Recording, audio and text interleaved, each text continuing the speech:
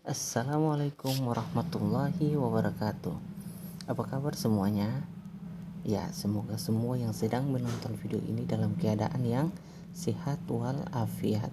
Jadi, di video kali ini saya akan membahas salah satu materi dalam biologi yang cukup menarik, yakni tentang sistem koordinasi. Apa itu sistem koordinasi? Jadi, secara singkat saya akan menggambarkan bahwa sistem koordinasi itu mencakup sistem yang ada pada sistem saraf pusat kita yang kita kenal dengan otak dan juga lain-lain. Ada juga yang kita kenal dengan sistem hormon dan juga alat-alat indera. Nah, untuk yang pertama kita akan belajar tentang sistem saraf. Nah, apa sih yang dimaksud dengan sistem saraf? Jadi, sistem saraf adalah pusat kontrol tubuh, pengaturan, dan jaringan komunikasi, mengarahkan fungsi organ dan sistem tubuh, pusat dari semua aktivitas mental meliputi pemikiran, pembelajaran, dan memori. Jadi kalau misalkan segala aktivitas yang tubuh kita lakukan atau yang kita lakukan, semua itu yang mengatur adalah sistem saraf kita. Ketika Anda belajar, Anda berpikir, atau Anda mengingat, entah mengingat kenangan di masa lalu atau berpikir untuk kehidupan masa depan. Nah, itu semua ada pengaruh dari sistem saraf. Nah, untuk selanjutnya, sistem saraf dibagi menjadi dua, yakni sistem saraf pusat dan juga sistem saraf tepi. Sistem saraf pusat ini yang nanti kita bahas atau kita kaji lebih dulu, baru kita akan bahas tentang sistem saraf tepi. Jadi sistem saraf pusat terdiri dari otak dan juga sumsum tulang belakang. Terus apa sih fungsi sistem saraf bagi tubuh kita? Jadi yang pertama, fungsi sistem saraf bagi tubuh kita adalah sebagai alat pengenal perubahan yang terjadi di luar tubuh atau alat penghubung antara tubuh dengan dunia luar melalui indera.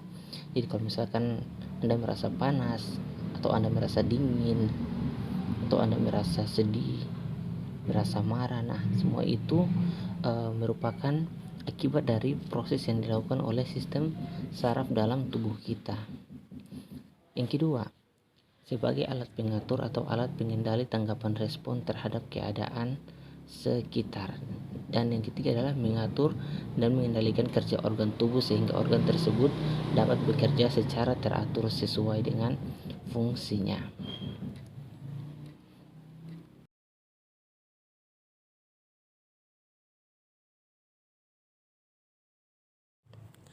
Nah, untuk selanjutnya, sel saraf berdasarkan fungsinya dibagi menjadi tiga, yakni sel saraf sensorik, sel saraf intermediate, dan sel saraf motorik.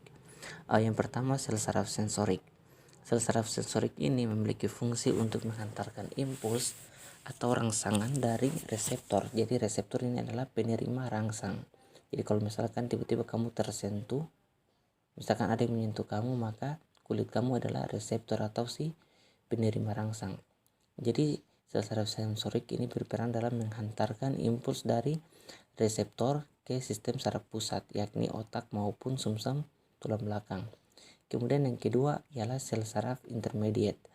Jadi sel saraf intermediate ini nama lainnya adalah sel saraf asosiasi. Jadi pada dasarnya sel saraf ini memiliki peran untuk menghubungkan antara sel saraf sensorik dan juga sel saraf motorik. Dan yang terakhir adalah sel saraf motorik. Jadi sel saraf motorik ini memiliki fungsi untuk mengantarkan impuls yang telah diproses di otak, kemudian dilanjutkan ke efektor. Baik, selanjutnya sistem saraf pusat. Jadi sistem saraf pusat terdiri atas otak dan juga sumsum tulang belakang. Saraf pusat dilindungi oleh lapisan peninges, yaitu durameter, arsenoid, dan pia meter.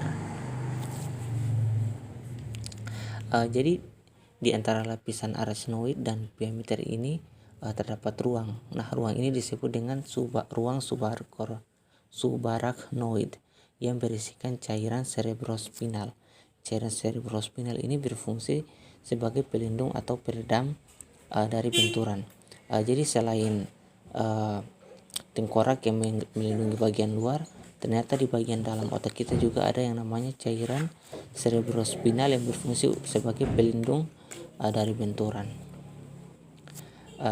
Selanjutnya pada gambar yang sedang Anda lihat ini adalah bagian-bagian otak manusia. Jadi Anda bisa lihat ada cerebrum, kemudian ada diencephalon, ada juga cerebellum, ada juga batang otak. Nah, yang pertama saya akan membahas tentang cerebrum. Jadi cerebrum ini nama lainnya adalah otak besar. Jadi pada otak besar ini dibagi menjadi 4 lobus utama yang berperan dalam sistem koordinasi kita. Nah, yang pertama adalah lobus frontalis.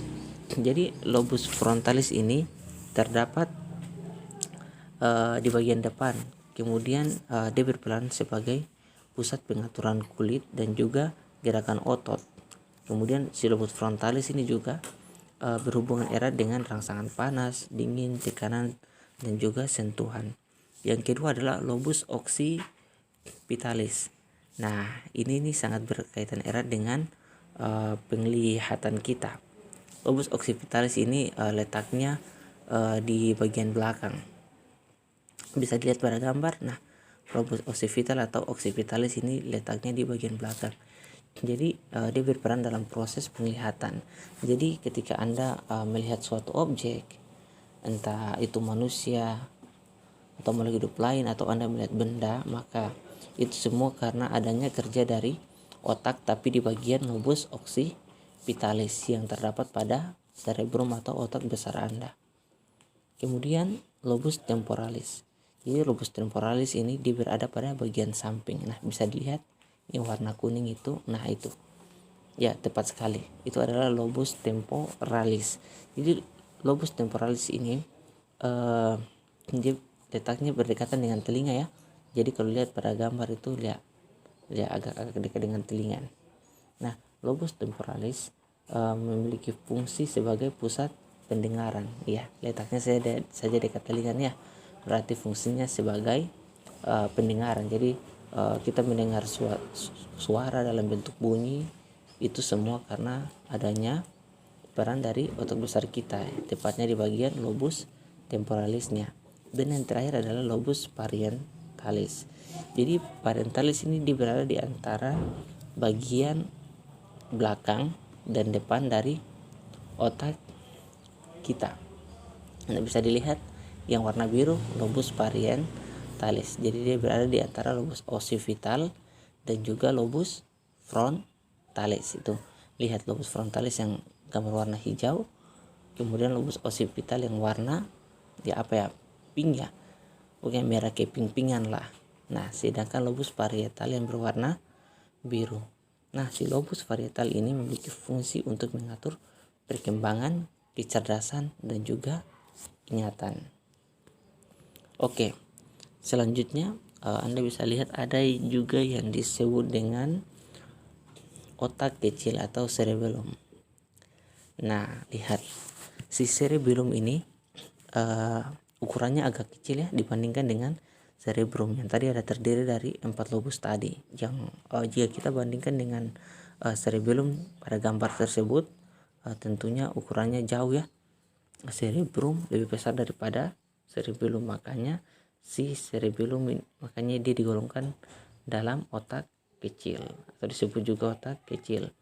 Jadi secara sederhana otak kecil ini walaupun ukurannya kecil tapi dia memiliki peran yang sangat besar juga dalam tubuh kita. Yang pertama, otak kecil ini dia berfungsi sebagai pusat perkembangan, kemudian pengaturan kontraksi otot sadar.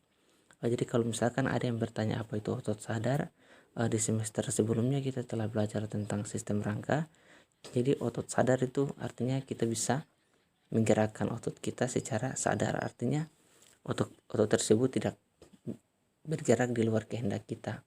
Misalkan otot yang terdapat pada otot rangka.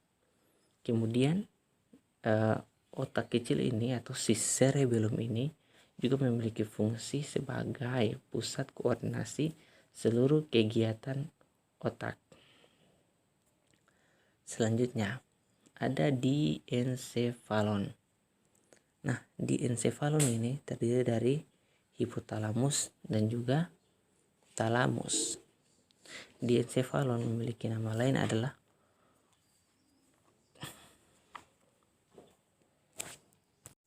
otak depan. Nah,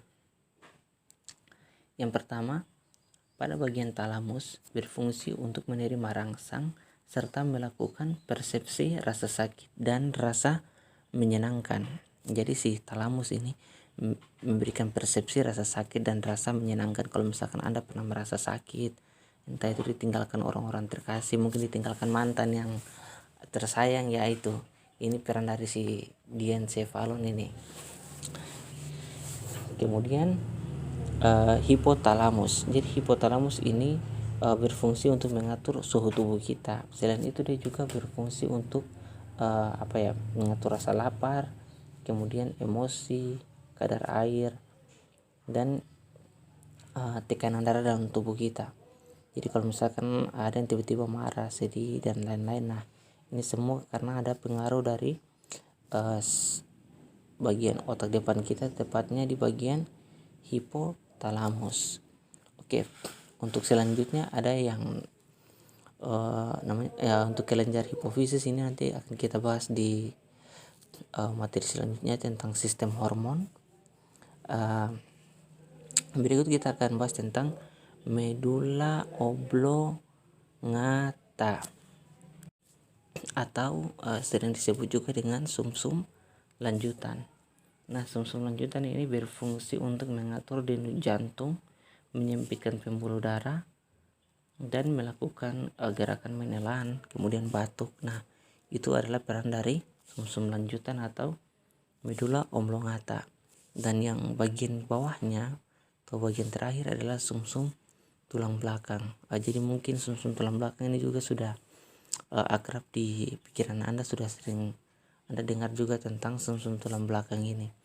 Jadi sumsum tulang belakang ini pada hakikatnya dia berperan untuk mengatur gerak refleks. Apa itu gerak refleks? Jadi gerak refleks itu sebagai contoh, ketika Anda berjalan, tiba-tiba tidak sengaja Anda keinjak duri, tiba-tiba secara spontan Anda mengangkat kaki.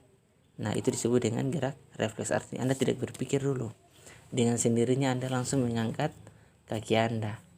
Sebagai contoh yang lain, misalkan Anda sedang masak air katakanlah di panci, kemudian tangan Anda tidak sengaja tersentuh panci yang tidak panas, tiba-tiba secara spontan Anda mengangkat jari Anda, berarti itu Anda melakukan yang namanya gerak refleks. Oke, jadi itu mungkin pembahasan singkat tentang pengenalan tentang sel saraf dan juga sistem saraf pusat pada part 1 ini. Kita akan lanjut pada part 2 untuk membahas materi tentang sistem saraf tepi, dan selanjutnya akan kita bahas tentang penyakit-penyakit pada sistem saraf. Oke, sampai jumpa di part 2.